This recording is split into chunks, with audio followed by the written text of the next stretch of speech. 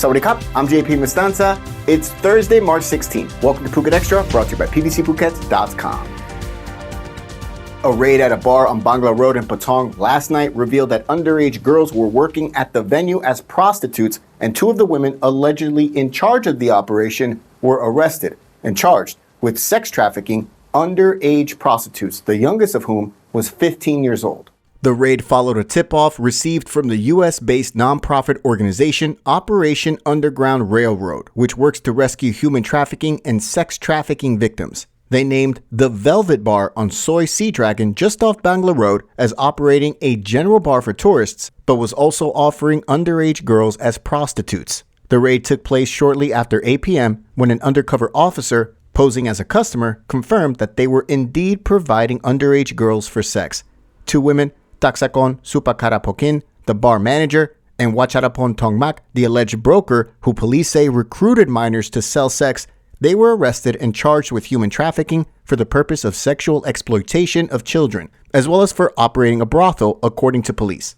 While the two women were being taken into custody, other officers entered a hotel nearby where prostitutes working for the bar were waiting for customers. 6 of the sex workers were underage, and the youngest was just 15 years old. All 6 were taken into protective care. The Inspector General of the Department of Provincial Administration, DOPA, urged people to report any suspected activities of human trafficking and sexual exploitation of children to the DOPA Special Operations Department, or by calling the national hotline 1567. For more, visit thephuket.news.com. Following a 27-hour siege at a house in Bangkok where a deranged police inspector fired shots at police, the head of the Office of the Inspector General is assigning medical teams to conduct random mental health checks on police officers of both the Metropolitan Police Bureau in Bangkok and provincial police stations nationwide. The move is meant to ensure public safety and increase work efficiency, according to an OIG spokesman who told the Bangkok Post, and people are being urged to lodge complaints with the Jaray Complaint Management System, JCOMS, if they come across officers who appear to be mentally disturbed. A link for which is in the description of this video, though it is only in Thai language. The order for mental health screenings for police officers followed an incident in Bangkok's Sai Mai district where a 51-year-old police inspector, Police Lieutenant Colonel Kitikon Sangbun, had been firing shots into the air and inside his home since Tuesday morning before the siege ended on Wednesday. The officer later succumbed to his injuries on Wednesday night.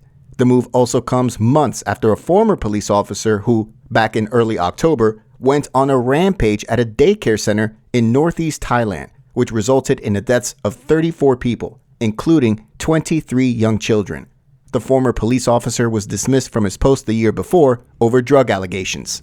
After this week's siege ended, Prime Minister Prayut Chan-o-cha ordered the National Police Chief to instruct all police units nationwide to monitor the conduct of their officers to prevent a repeat of this week's incident.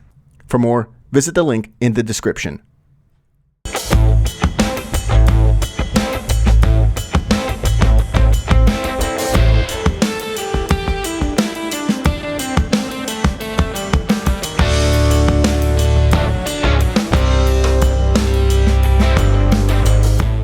The investigation into possible corruption by officers at the Cherng Talay municipality involving the purchase of children's playground equipment is still ongoing and will now include the Anti-Corruption Division of the Royal Thai Police.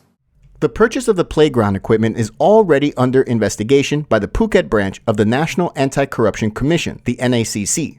The investigation was launched last month after corruption watchdog Strong Anti-Corruption Thailand Club reported that the 6 small bouncy rides at the playground in the Cherng Talay Municipality Sports Center cost 65,000 baht each.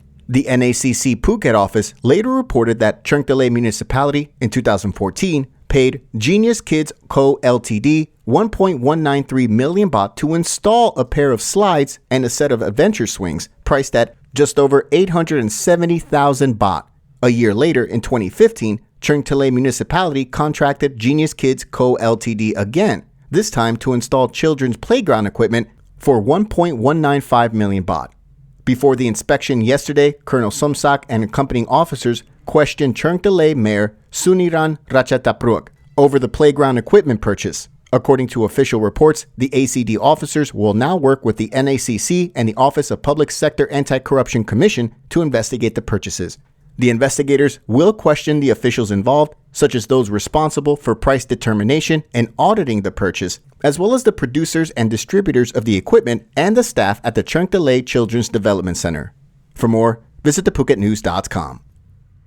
The income tax rebate program for companies that hire former inmates will be extended for another 4 years after the cabinet approved the measure this week. The program, which was launched in 2020, aims to encourage companies to offer job opportunities to about 39,000 ex-convicts nationwide who often face difficulties finding employment.